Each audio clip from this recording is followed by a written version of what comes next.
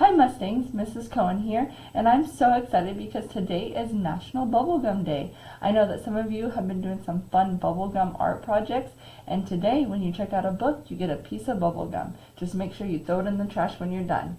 I'm going to read a story about bubblegum. It's called Lester Fizz, Bubblegum Artist.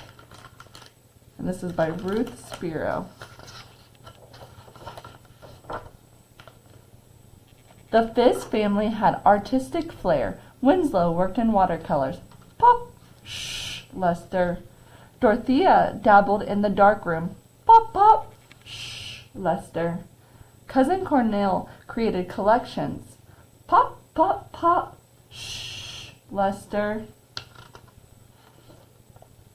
Lester Fizz tried to create art too. His paintings were pitiful. His landscapes looked lifeless. Even his doodles were a drab. In the Fizz Family Museum, everyone, even the littlest Fizz, had a work of art displayed. Everyone but Lester. Poor Lester. One day after school, he went to Uncle Edgar's studio in search of inspiration. Pop, pop. Hello, Lester. Uncle Edgar, how can I become an artist too? He asked. The way I see it, Lester, anyone can be an artist. Look at this sculpture. What do you see? What don't you see? What do you want to see? Lester looked at Uncle Edgar's sculpture. He thought about what he wanted to see. Suddenly, a powerful breath rose inside Lester. His belly bulged, his tongue trembled, his limber lips labored, and his face turned fuchsia. Something wonderful appeared. Pop! Excellent, cried Uncle Edgar. Things are finally shaping up, Lester replied. From that day on, Lester practiced his unique technique. First, he put on protective gear. Next, he prepared his gum, chewing until it felt snappy. Then, shaping the gum with his front teeth, Lester breathed life into his art. His belly bulged, his tongue trembled, his limber lips labored, and his face turned fuchsia. Then Lester's bubble appeared. Of course, there were a few disasters along the way. In confined spaces, Lester had to exercise restraint. At Fizz family functions, Lester's bubble blowing created quite a buzz. Most important, Lester discovered that windy days were simply too risky. Still, Lester stuck with it. He sure wasn't giving up. Lester's art teacher took note of his newfound talent. Tomorrow is our school art contest, she reminded him. I hope you'll consider entering a creation. Lester was so excited, he thought he might pop. If I win, my family will see I really am an artist, he said. On the playground, children gave up their turn on the swing just to watch Lester create his bubbles. Some were brave enough to challenge him. Georgia blew a gigantic pink bubble. Lester blew a super-duper gigantic pink bubble. Superb, the children said. Frida blew a bunch of bubbles. So did Lester. Stunning, the children cried. Cousin Cornell blew a bubble shaped like a hot dog.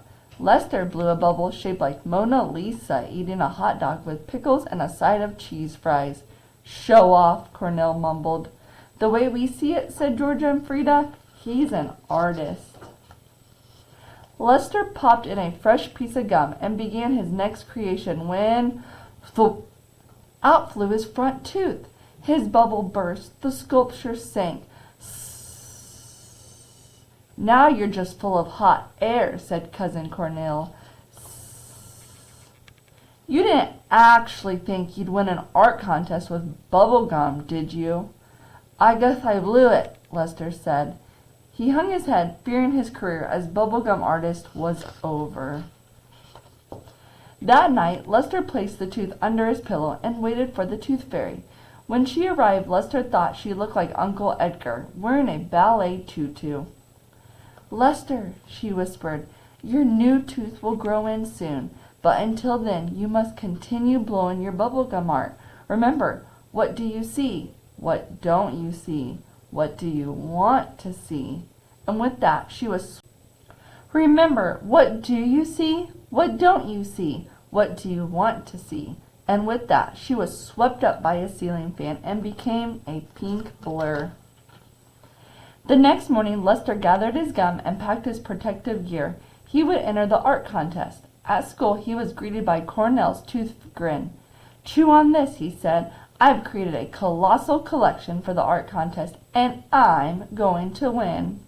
Fortunately, Lester had Georgia and Frida to cheer him on. Lester! Lester is our superstar! This was Lester's chance. His whole family was there. He put on his protective gear. He prepared his gum. Then he began to warm up. He thought about what he wanted to see. Lester tried to blow a bubble shaped like the Statue of Liberty. "Bubble trouble?" asked Cousin Cornell. Lester remembered the Tooth Fairy's advice. What do you see? What don't you see? What do you want to see? Lester paused to chew on his thoughts, and also on another tiny piece of gum, which he stuck in the empty spot where his tooth used to be. "It's a stretch, but I think I can do it," he said. "I am a Fizz." Lester didn't have much time. The judges were getting closer. They passed Pablo's painting. "Superb," they said. They stopped to consider Cornell's colossal collection. "Stunning," they cried.